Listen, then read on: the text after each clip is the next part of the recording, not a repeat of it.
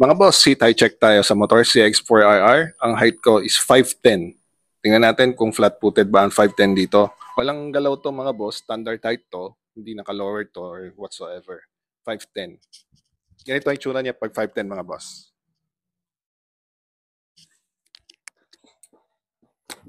Flat-footed. Ayan o, flat-footed tayo. Yan. Baka sabihin nyo may daya kasi mataas yung sinelas natin. Bari natin sinelas. Ayan ha. Flat-footed pa rin. Ang lupit.